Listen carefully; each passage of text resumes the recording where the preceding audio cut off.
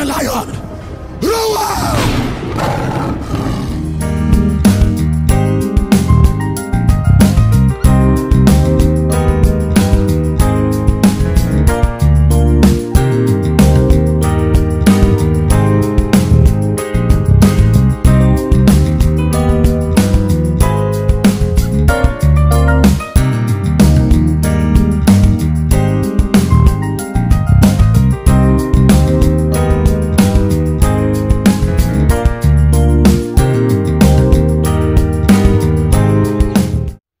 Bonjour à tous. Je fais cette vidéo qui s'intitule « Pourquoi certaines femmes chrétiennes souffrent en amour ». Si tu sais que tu n'es pas une femme qui croit en Jésus-Christ, tu zappes la vidéo. Car il y a certaines personnes, malgré qu'on parle de Dieu, vont prendre ta vidéo, ils vont commencer à vouloir imposer, alors qu'elles ne sont pas concernées par cette vidéo. Là, cette vidéo est pour aider les sœurs en Christ qui ont des problèmes au niveau sentimental, pour trouver une solution à ça. Donc, pour venir au sujet, il faut comprendre que pas toutes les femmes chrétiennes, mais la plupart, qui souffrent en amour malgré qu'elles croient au Seigneur Jésus-Christ, c'est parce qu'elles ont choisi le libre arbitre. Elles n'écoutent pas ce que Dieu veut pour leur vie. Or que Dieu a des plans de bonheur et non des plans de malheur. Celui qui a des plans de malheur pour nos vies, homme ou comme femme, c'est Satan, c'est le diable.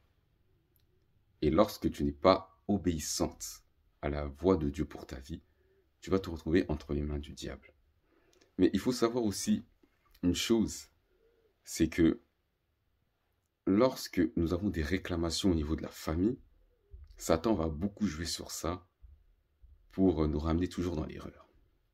Et c'est là aussi où la délivrance doit intervenir dans la vie d'un individu qui croit en Jésus-Christ, homme comme femme. Là, je parle pour hommes et comme pour femmes. Mais dans le cas des femmes, surtout si, parce que dans chacune de nos familles, il y a la sorcellerie.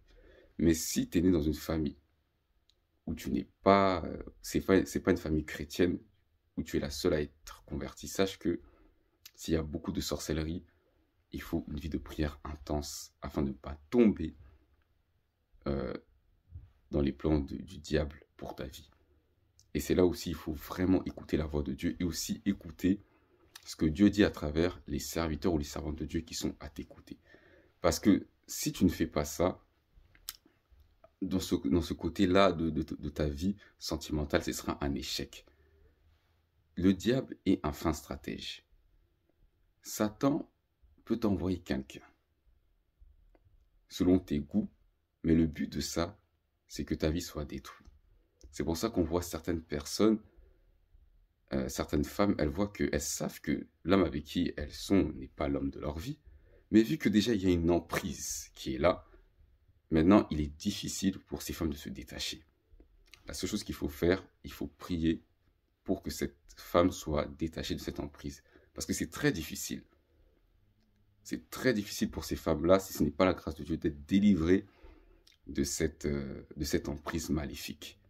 Et tout cela est lié à la sorcellerie, aux réclamations familiales qui sont là. Voilà pourquoi je conseille à nos sœurs chrétiennes qui ont des problèmes à ce niveau-là, qui n'ont pas encore résolu ça, de chercher la délivrance et d'écouter la voix de Dieu. C'est important. Parce que quand tu écoutes la voix de Dieu, Satan ne peut pas jouer avec toi. Parce que de base, la femme est un être faible. Donc, il connaît la faiblesse de la femme. Quand tu commences à désobéir à Dieu, tu peux avoir une vie de prière comme tu veux, mais tu n'écoutes pas ce que Dieu t'avait dit. Tu seras une proie facile et les portes seront toujours ouvertes. Et Satan et ses démons pourront faire de toi ceux qui veulent, même les sorciers de ta famille.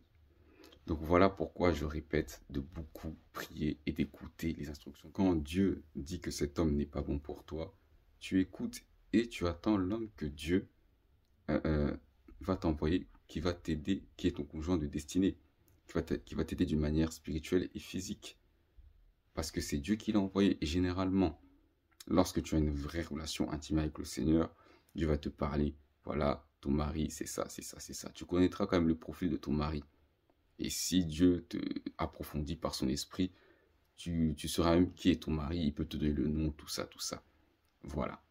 Parce que ne pas être dans le plan de Dieu au niveau sentimental, ça retarde une destinée.